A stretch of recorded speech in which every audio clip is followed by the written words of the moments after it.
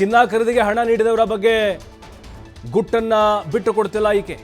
ಹೀಗಾಗಿ ರನ್ಯಾ ಜೊತೆ ಸಂಪರ್ಕದಲ್ಲಿದ್ದವರ ಬಗ್ಗೆ ಪರಿಶೀಲನೆ ನಡೀತಾ ಇದೆ. ಮತ್ತೊಂದು ಕಡೆ DRI ಅಧಿಕಾರಿಗಳಿಂದ ಮಾಹಿತಿಯನ್ನು ಪಡೆದುಕೊಂಡಿದ್ದಾರೆ CBI. ಮಾಹಿತಿ ಆಧಾರದ ಮೇಲೆ ಸ್ಮಗ್ಲಿಂಗ್ ಜಾಲವನ್ನು CBI ಅಧಿಕಾರಿಗಳೀಗ ಬೆನ್ಬಿದ್ದಿದ್ದಾರೆ. ನೋಡಿ, CBI ಎಂಟ್ರಿ ಕೊಡೋದಕ್ಕೂ ಕೂಡ ಬಲವಾದ ಕಾರಣ ಇದೆ. ಯಾಕಂದರೆ ದೊಡ್ಡ ಮಟ್ಟದ ಹಗರಣ ಇದು. ಹವಾಲಾ ಇಲ್ಲಿ ವಾಸನೆ ಇದೆ. ಅದರಲ್ಲೂ ಆಕೆ ಒಮ್ಮೆ ದುಬೈಗೆ ಹೋಗಿ ಬಂದರೆ ಆಕೆಯ ಬಟ್ಟೆಯಲ್ಲಿ ಆ ಗೋಲ್ಡ್ ಗಟ್ಟಿ, ಚಿನ್ನದ ಗಟ್ಟಿಗಳು, ಬಿಸ್ಕೆಟ್ಗಳೇನಿತ್ತೋ 15-16 ಕೋಟಿದು ಹಾಕೊಂಡ್ಬರ್ತಿದ್ಲು ಅವಳು ಒಳಗಡೆ. ಅಷ್ಟೆಲ್ಲ ಸೆಕ್ಯೂರಿಟಿ ಇದ್ರು, ಕಸ್ಟಮ್ಸ್ ಅಧಿಕಾರಿಗಳಿದ್ರು, ತಪಾಸಣೆ ಮಾಡಿದರೂ ಕೂಡ ಈಕೆ ಹೆಂಗೆ ಪಾರಾಗಿ ಬರ್ತಾ ಇದ್ಲು? ಯಾರು ಕುಮ್ಮಕ್ಕಿತ್ತು ಈಕೆಗೆ? ಇಲ್ಲಿ ಚಿನ್ನದ ವ್ಯಾಪಾರಿಗಳು ಡೀಲ್ ಹೆಂಗೆ ನಡೀತಾ ಇತ್ತು? ಈಕೆ ಕಮಿಷನ್ ಅಷ್ಟು ಹೋಗ್ತಾ ಇತ್ತು. ಈಕೆ ಹೇಳಿದ್ದಾಳೆ ನನ್ನನ್ನು ಬ್ಲ್ಯಾಕ್ ಮೇಲ್ ಮಾಡ್ತಿದ್ದಾರೆ ಅಂತೇಳಿ. ಹಾಗಾಗಿನೇ ಇದಿನ್ನೂ ಆಳಕ್ಕೆ ಹೋಗಿ ತನಿಖೆ ಆಗಬೇಕಾಗಿದೆ. ಮತ್ತಷ್ಟು ಮಾಹಿತಿ ಸಂತೋಷ್ ನೀಡ್ತಾರೆ. ಸಂತೋಷ್, ರನ್ಯಾರಾವ್ ತನಿಖೆಯಲ್ಲಿ ಸ್ಫೋಟಕವಾದಂಥ ಸತ್ಯಗಳು ರಿವೀಲ್ ಆಗ್ತಾ ಇದೆ. ಮತ್ತೆ ಕಸ್ಟಡಿಗೆ ಕೊಡುವ ಸಾಧ್ಯತೆಗಳು ಹೆಚ್ಚಾಗಿರ್ಬೋದಾ? ಇನ್ನು ತನಿಖೆ ಆಳವಾಗಿ ಹೋಗೋ ಅವಶ್ಯಕತೆ ಇದೆಯಾ ಈ ಕೇಸ್ಗೆ ಸಂಬಂಧಪಟ್ಟಂತೆ?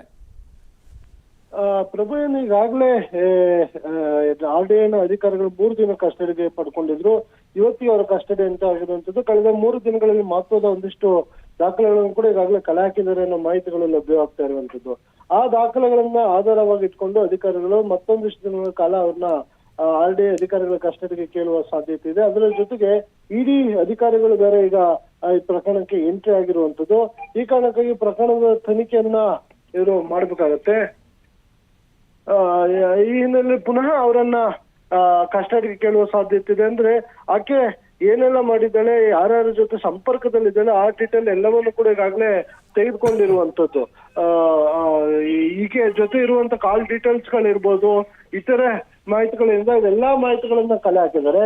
ಆ ಮಾಹಿತಿಗಳನ್ನ ಆಧಾರವಾಗಿ ಇಟ್ಕೊಂಡು ಈಕೆ 10 ದೇಶಗಳಿಗೆ ಈಕೆ ಏನು ಈಗಾಗಲೇ ವಿಸಿಟ್ ಅನ್ನ ಮಾಡಿದ್ಲು, ಆ ವಿಸಿಟ್ ಅನ್ನ ಮಾಡಿದಂತಹ ರೀಸನ್ ಏನು, ಯಾವ ಕಾರಣಕ್ಕಾಗಿ ವಿಸಿಟ್ ಮಾಡಿದ್ರು, ಏನ್ ಸಂಪರ್ಕ ಇವ್ರದ್ದು, ಮತ್ತೆ ಆಕೆ ಏನೆಲ್ಲ ಬಿಸ್ನೆಸ್ ಗಳನ್ನ ಮಾಡ್ತಾ ಇದ್ಲು, ಆಕೆ ಬಿಸ್ನೆಸ್ ಗಳ ವ್ಯವಹಾರಗಳಿದೆ. ಈಗಾಗಲೇ ನಾನು ಫ್ರೀಲಾನ್ಸ್ ರಿಯಲ್ ಎಸ್ಟೇಟ್ ಮಾಡ್ಕೊಂಡಿದ್ದೆ ದುಬೈನಲ್ಲಿ ಅಂತ ಕೂಡ ಆಕೆ ಹೇಳಿರುವಂತದ್ದು. ಅಂದ್ರೆ ಕಳೆದ 1 ವರ್ಷದಲ್ಲಿ ಸುಮಾರು 40ಕ್ಕೂ ಅಧಿಕ ಬಾರಿ ಈಕೆ ವಿದೇಶಗಳಿಗೆ ಭೇಟಿಯನ್ನು ಕೊಟ್ಟಿರುವಂತದ್ದು.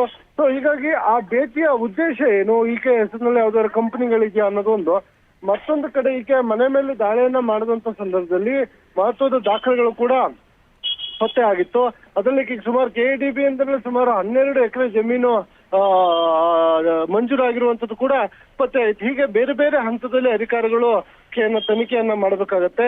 ಆಕೆಯ ಜೊತೆ ಹಿಂದಿರುವಂತ ಸಿಂಡಿಕೇಟ್ ಯಾವ್ದು ಅದನ್ನ ಪತ್ತೆ ಮಾಡಬೇಕಾಗತ್ತೆ. ಆ ಕಾರಣಕ್ಕಾಗಿ ಮತ್ತೆ ಪುನಃ ಅವರು ಇವತ್ತು ಕೋರ್ಟ್ಗೆ ಹಾಜರುಪಡಿಸಿ ಪುನಃ ಕಸ್ಟಡಿ ಕೇಳುವ ಎಲ್ಲಾ ಸಾಧ್ಯತೆ ಇರುವಂತದ್ದು. ಈ ಮಧ್ಯೆ ಅವರ ಪರ ವಕೀಲರು ಆಕ್ಷೇಪಣೆ ಮಾಡುವಂತ ಸಾಧ್ಯತೆ ಇರುತ್ತೆ. ಈಗಾಗಲೇ ಜಾಮೀನಿಗೆ ಅರ್ಜಿಯನ್ನು ಅವರು ಹಾಕಿರುವಂತದ್ದು. ಅಂದ್ರೆ ಕಸ್ಟಡಿ ಅರ್ಜಿ ಮುಗಿಯೋವರೆಗೂ ಜಾಮೀನು ಅರ್ಜಿಯಲ್ಲಿ ಯಾವುದೇ ತೀರ್ಪು ಕೂಡ ಹೊರಬರಲ್ಲ, ಅದನ್ನ ಪೆಂಡಿಂಗ್ ಇಡಲಾಗಿತ್ತು. ಸೊ ಇವತ್ತು ಅವರು ಕೂಡ ಅದನ್ನ ಮನವಿ ಮಾಡುವಂತ ಸಾಧ್ಯತೆ ಇರುತ್ತೆ. ಅಂದ್ರೆ ಈಗಾಗಲೇ 3 ದಿನಗಳ ಕಾಲ ಅವ್ರ ಒಂದು ಕಸ್ಟಡಿಗೆ ಕೊಡಲಾಗಿತ್ತು. ಎಲ್ಲಾ ರೀತಿಯಲ್ಲೂ ತನಿಖೆಗೆ ಅವರಿಗೆ ಸ್ಪಂದಿಸಲಾಗಿದೆ. ಈ ಕಾರಣಕ್ಕಾಗಿ ಅವ್ರಿಗೆ ಜಾಮೀನನ್ನು ಕೊಡ್ಬೇಕಂತ ಅವ್ರು ಕೇಳುವಂತ ಸಾಧ್ಯತೆಗಳು ಕೂಡ ಇರುತ್ತೆ. ಸೊ ಏನೆಲ್ಲ ಆಗುತ್ತೆ ಕೋರ್ಟ್ ನಲ್ಲಿ ಮಧ್ಯಾಹ್ನದ ನಂತರ ಅನ್ನೋದನ್ನ ನಾವು ಕಾಯ್ದು ನೋಡ್ಬೇಕಾಗುತ್ತೆ ಪ್ರಭು. ಅಂದ್ರೆ ಸಂತೋಷ್, ಈಗ ಅವರ ಮಲತಂದೆ ಹಿರಿಯ ಪೊಲೀಸ್ ಅಧಿಕಾರಿ, ಗಂಡನ ಕಡೆ ರಾಜಕೀಯ ಹಿನ್ನೆಲೆ ಉಳ್ಳುವಂಥ ಒಂದು ಕುಟುಂಬದ ನಂಟಿದೆ. ಹಾಗಾಗಿನೇ ಇಲ್ಲಿ ಯಾರೋ ಪ್ರಭಾವಿ ನಾಯಕರು ಈಕೆಯ ಸಪೋರ್ಟಿಗೆ ಬರ್ತಾ ಇದ್ದಾರೆ ಅನ್ನುವಂಥ ಅನುಮಾನಗಳಿದ್ದಾವೆ. ಇದು ಎಷ್ಟರ ಮಟ್ಟಿಗೆ ಸತ್ಯ ಅನ್ನುವಂಥದ್ದು ಸಂತೋಷ್? ಪ್ರಭು, ಅದು ಪೊಲೀಸರ ತನಿಖಾ ನಂತರ ಗೊತ್ತಾಗ್ಬೇಕಾಗತ್ತೆ. ಇಲ್ಲ ಪೊಲೀಸರು ಅದನ್ನ ಸ್ಪಷ್ಟಪಡಿಸ್ಬೇಕಾಗತ್ತೆ. ಆದ್ರೆ ಸಾಮಾನ್ಯವಾಗಿ ಇಂಥ ಪ್ರಕರಣಗಳು ಆದಂತ ಸಂದರ್ಭದಲ್ಲಿ ಖಂಡಿತವಾಗಿಯೂ ದೊಡ್ಡವರ ಸಂಪರ್ಕದಲ್ಲಿ ಇರ್ತಾರೆ. ಕಾಣದ ಕೈಗಳು ತನಿಖಾಧಿಕಾರಿಗಳಿರ್ಬೋದು, ತಮ್ಮ ಪ್ರಭಾವವನ್ನು ಬೀರುವಂತದ್ದು ಇಲಾಖೆಯಿಂದ ರಾಜಕೀಯವಾಗಿರ್ಬೋದು, ಬಿಸ್ನೆಸ್ ಮೆನ್ಗಳಾಗಿರ್ಬೋದು, ಇಲ್ಲಾಂದ್ರೆ ಅಧಿಕಾರ ವರ್ಗ. ಅಂದ್ರೆ ಅವರ ತಂದೆ ಕೂಡ ಮಲತಂದೆ IPS ಅಧಿಕಾರಿ ಆಗಿರುವ ಹಿನ್ನೆಲೆಯಲ್ಲಿ ಸೊ ಅವರು ಕೂಡ ಪ್ರಭಾವ ಬೀರುವ ಸಾಧ್ಯತೆಗಳಿರುತ್ತೆ. ಸಾಮಾನ್ಯವಾಗಿ ಆಕೆ ಮಗಳಾಗಿರ್ತಾರೆ. ಸೊ ಈ ಕಾರಣಕ್ಕಾಗಿ ಆಕೆ ಏನು ತಪ್ಪು ಮಾಡಿಲ್ಲ ಅನ್ನೋದು ಅವರ ವಾದವಾಗಿರುತ್ತೆ.